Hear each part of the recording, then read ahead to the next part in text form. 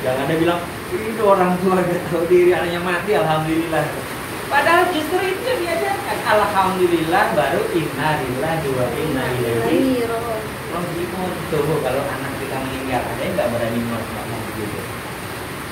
Ya, itu diganjar oleh Allah, dibuatkan rumah di surga. Ya.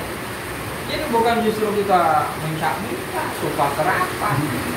Ya, Allah kita kata-katain, dokter kita kata-katain, ya toh juga tidak akan membuat hidup yang sudah mati kan. So, wabashirin sabirin alladzina idza asabatum musibah qalu inna lillahi wa inna ilaihi raji'un. Ya, kita pasrahkan. Ya, ini ngomongnya gampang tuh, tapi di amal praktek susah. Ya, ya kadang-kadang itu tadi bahwa luapan emosi, ya, entah karena faktor apa yang lain, sehingga kita lupa gitu. Apa seharusnya yang prioritas? Ya, jadi Rasulullah katakan itu ketika ada anggota keluarga yang meninggal, sabar itu pada kesempatan pertama. Itu bukan nangis dulu, meratap, meraung-raung, baru kemudian besok sabar. Ya saya sabar, itu sabar. Justru sabar saat kesempatan pertama kita dengar kabar ada anggota keluarga meninggal. Ya kan pernah ada seorang ibu, ya ditegur oleh Rasulullah, wahai ibu, sabar itu kesempatan pertama. Ya, bukan besok-besok baru bilang saya sabar, saya ikhlas. Tuh, berat kan? Ya, berat. Terhadap orang yang kita sayang, terhadap orang yang kita cintai. Ya. Tapi itulah, ya makanya surga itu mahal. Ya, apalagi bangunan surga, ya rumah yang akan disampaikan oleh api surga itu mahal. Jadi nggak mudah ternyata. Baik. Kemudian hikmah berikutnya menyebabkan jiwa kita merasa tenang. Iya. Jadi bukan ngeluh. Sebagaimana orang tua tadi ditanya oleh Rasulullah, ya Rasulullah, saya sakit, ya Rasulullah. Ngeluh bukan? Ya kalau ngeluh ya udah itu yang kamu rasakan. Coba kalau alhamdulillah, mudah-mudahan ini jadi pembersih dosa-dosa. Ya kan? Lah, tak belum insya Allah. Tenang kita. Kalau kita bilang ya sudah saya menerima aja kan, apa yang Allah takdirkan buat saya. Tenang, tenang. Jadi kalau kita marah, kita meratap, kita menggerutu, ya kita mengeluh, itu tidak menyelesaikan masalah. Ya, tapi justru ketika kita sabar, insya Allah juga kita menjadi menang. Baik, yang kedua. Yang ketiga, menyembuhkan jiwa pemberani. Ya, jiwa pemberani ini artinya orang yang bukan jiwa pengecut, bukan penakut. Artinya dia siap apapun konsekuensinya. Orang mati syahid itu kan, kalau nggak membunuh ya dibunuh. Ya kalau kamu nggak mau bunuh, kamu takut dibunuh ya jangan pergi perang, begitu kan? Ya, makanya dulu para sahabat Rasulullah, Bismillah. Bahkan ada salah seorang sahabat Sa'id bin, aku lupa saya namanya. Malamnya mau rencana nikah dengan wanita cantik anak bangsawan. Ya, padahal beliau nggak tampan amat. Ya, tapi karena Rasulullah yang lamarkan, ya akhirnya tak awalnya dia sekalipun ditolak, tapi sudah akhirnya diterima. Nah, lagi belanja di pasar buat keperluan nikah nanti malam, ada seruan jihad. Oh, udah, bismillah. Saya nggak jadi nikah, saya berikan uang yang diberikan ini, sumbangkan ini, saya berikan kuda, saya berikan pedang, ya, saya berikan perlengkapan perang. Ya ternyata apa? Kejadian esoknya setelah perang, Rasulullah lihat dan beliau pangku di paha beliau, sampai Rasulullah itu memalingkan wajah. Ya, kenapa? Ada bidadari cantik yang menjemput sahabat, masya Allah. Betisnya kelihatan, Rasulullah memalingkan wajah. Ya, ya kan? Ini jiwa pemberani. Terus kita mikir, mau nikah nih, maksudnya mau hidup pengalaman. Ya, kita betulan, masya Allah, jiwa-jiwa pemberani. Ya. orang kalau sudah yakin kepada Allah, kalau saya nggak dibunuh ya, kalau saya nggak bisa membunuh ya saya dibunuh. Bismillah. Pilihannya hidup mulia atau mati syahid. Ishtari mana mustahil, nggak ada pilihan lain. Ya, saya hidup dengan mulia atau saya mati syahid. Ya. Tuh, jiwa pemberani. Ya, artinya apa? Dia tidak takut. Ya, apapun yang Allah takdirkan buat dirinya, mau mati, mau dibantai, katakanlah di medan perang, ya, seperti sahabat Ja'far, tangannya putus, beliau pegang bendera Islam dengan tangan kirinya, putus, dia apit pakai lehernya, sampai lehernya ditebas, dia pertahankan kewajiban Islam. Itu ya. Jadi orang yang pemberani. Ya, kenapa? Karena yakin ya dengan janji Allah. Ya. Kemudian yang keempat, semangat kerja keras. Dia bukan jiwa pemalas. Ya, perwakilan dari Imam Syafi'i. Ya, saya kerja. Dia katakan untuk menjemput rezeki, saya kerja, saya berusaha. Jiwa kerja, semangat kerja keras. Optimis dalam hidup. Ya. Tidak putus asa, karena yang berputus asa itu orang kafir. Ya, orang kafir yang putus asa. Tapi kalau orang beriman, dia tidak. Ya. Kemudian apa?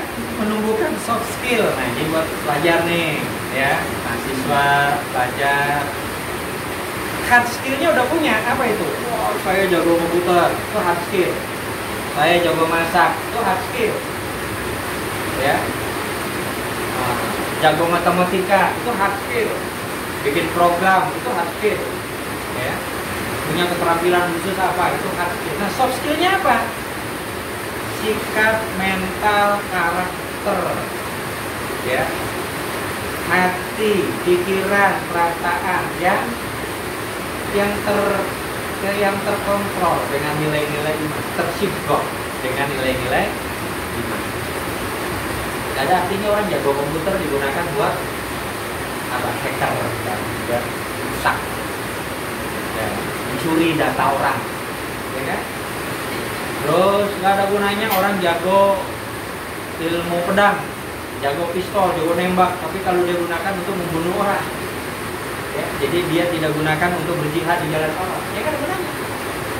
Makanya salah satu hikmah daripada kita percaya kepada takdir Allah ya menumbuhkan soft skill yang baik. Ya, soft skill itu kan sesuatu yang tidak nampak, ya, tapi bisa kita rasakan. Ya. Dan efek dari perbuatan orang yang soft skillnya baik itu pasti hasilnya baik. Ya. Pasti hasilnya baik. Artinya apa? Ya kita lihat kan. Gelar pendidikannya panjang sampai profesor doktor, ya. Tapi ternyata koruptor, ya nggak ada artinya, ya, nggak ada artinya. Ada orang, mohon maaf, dia nggak lulus SD, tapi dia jujur luar biasa. Nah, ini lebih berharga daripada guru besar, ya, lebih berharga. Karena itu soft skill kan. Nilai-nilai kejujuran itu adalah bagian dari soft skill. Kemudian apa? Bagaimana dia menyeimbangkan, artinya terus-menerus dia menjaga antara doa, ikhtiar, usaha, tawakal. Duit, doa, usaha, ikhtiar, tawakal. Bisa nggak kita dijaga? Tuh hikmahnya, ya. Orang yang percaya kepada takdir Allah, ya dia tidak akan pernah putus asa, dia tidak akan pernah menyerah. Minimal itu 7, ya, dampak positifnya. Kemudian agar kita memiliki keimanan yang benar. Nah, ini caranya.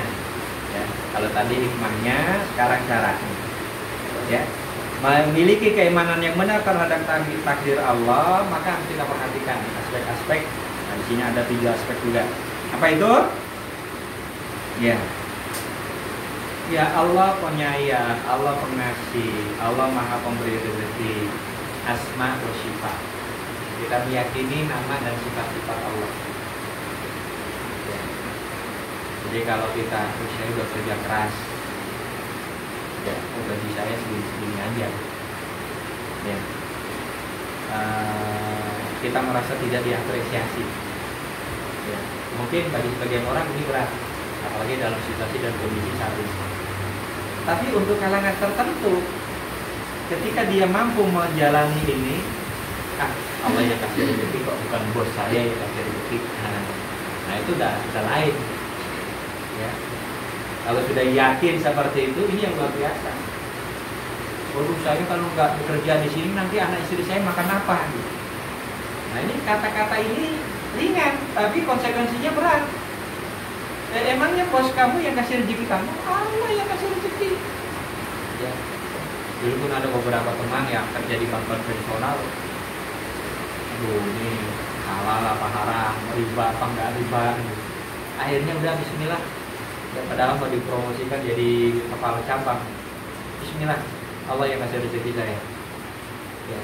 Toh sampai sekarang masih hidup, bisa makan. Ya. Anak-anaknya sukses kuliah. Dari mana? Iya, cinta di Allah yang kasih rezeki, bukan bosnya. Tuh, jadi kalau orang yang takdirnya beriman kepada qada dan qadar Allah kuat, itu akan seperti itu produknya. Ya.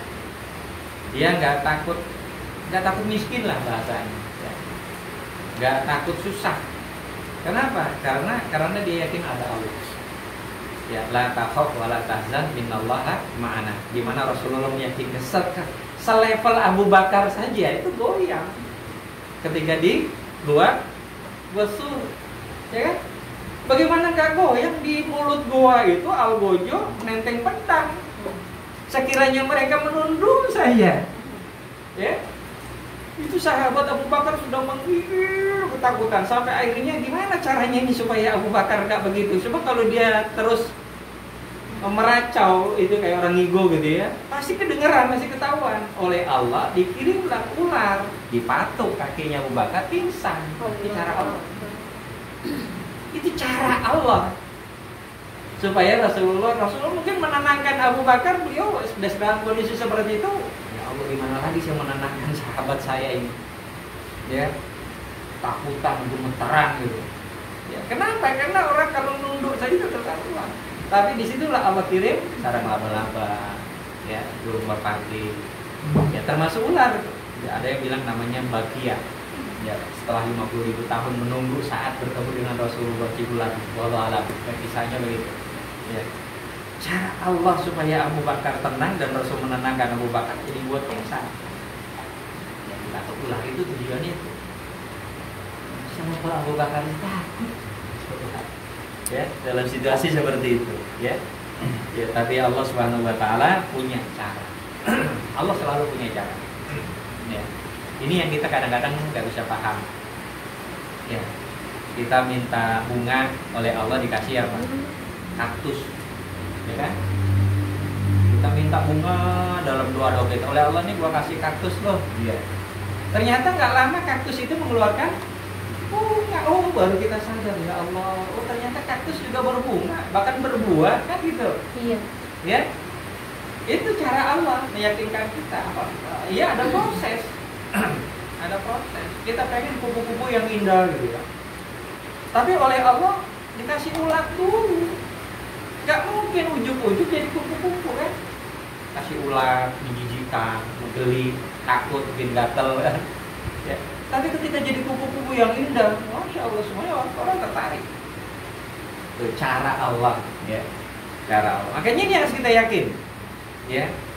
Jadi bukan sekedar yakin saja, tapi meyakini asma wa syifa'nya tadi, ya. Karena itulah tauhid, ya. Usulus salasah, uluhiyah, rububiyah, asma wa syifa'. Ya.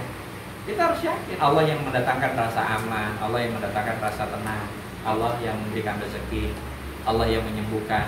Faida maritu fa huwa yasfin, kata Nabi Musa. Ya, kalau saya sakit Allah yang menyembuhkan. Itu yang harus kita yakin. Gak mungkin orang sakit dibiarkan begitu saja. Pasti Allah akan sediakan obatnya. Ya, sejauh mana kita usaha ikhtiar untuk bisa sembuh. Itu lain lagi. Baik, itu yang pertama. Ya, jadi bukan sekedar, bahkan disunahkan berdoa dengan nama-nama Allah. Ya Allah, ya Rahman, ya Rahim. Engkau Maha Pengasih, Engkau Maha Penyayang. Ampuni dosa-dosa hamba. Tuh.